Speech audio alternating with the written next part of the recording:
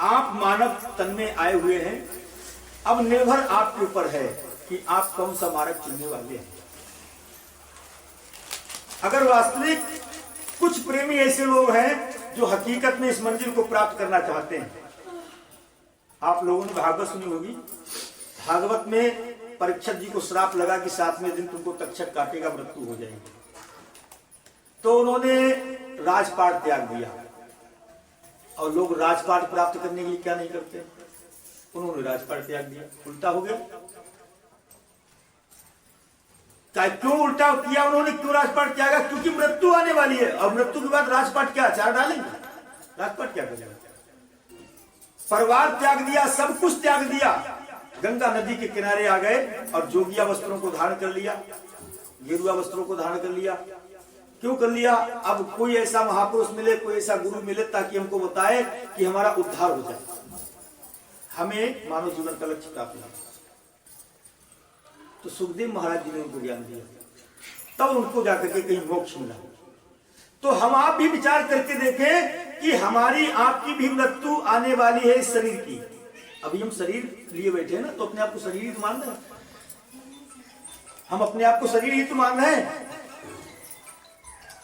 तो वास्तविक जिन्हें तीव्रता से और बहुत स्पीड से अपनी इस यात्रा को पूरा करना है, तो हमने रास्ता बताया आपको व्यक्तिगत सत्संग। व्यक्तिगत सत्संग में क्या करना होगा आपके लिए? जैसे आपने आश्रमों पर देखा होगा, लोग पूरे जीवन का दान दे देते हैं, पूरे जीवन का दान।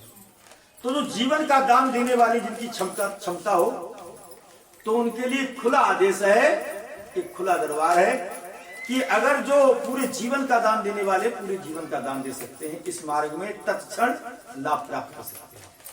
और जो जीवन पूरे जीवन का दान ना दे सकते हो और इस मार्ग पर व्यक्तिगत सत्संग में आना चाहते हो, तो फिर वो अपने अंदर ऐसे भाव बना करके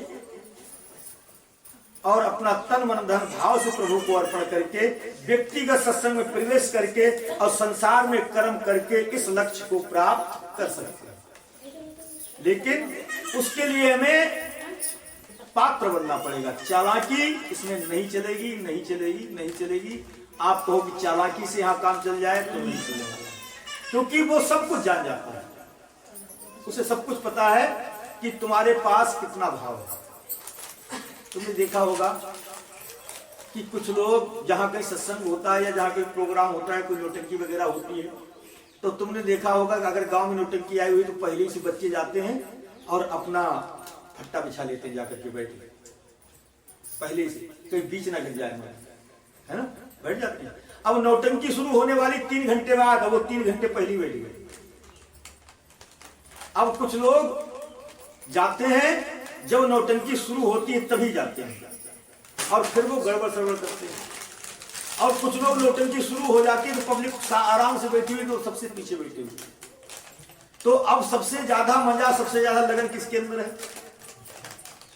सबसे ज्यादा लगन तो उन्हीं के अंदर है जो बेचारे 3 घंटा पहले आए, पट्टा बिछाए बैठ गए, अभी हो कुछ नहीं रहा लेकिन बैठे बैठे किया, सबसे ज्यादा लगन है। तो ये चीज, यही चीज वो अलगनाथ भगवान जानते हैं। यहाँ कितनी तुम्हारे पास लगन है, कितनी चाहत है, कितनी प्यास है। कुछ लोग ऐसे होते हैं जो संसार में लगे हुए हैं, लगे सोच रहे कि अरे अभी तो क्या, अभी चले जाएंगे। और जब जाते जब पहुंचते हैं तो पता लगा तो आरती हो गई, प्रसाद बटने वाला तो पहुंच गया।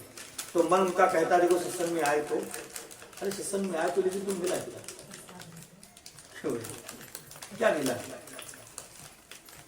ये तो भाव है कि भगवान का प्रसाद है, लेकिन प्रसाद से ज्ञान मिलने वाला है क्या?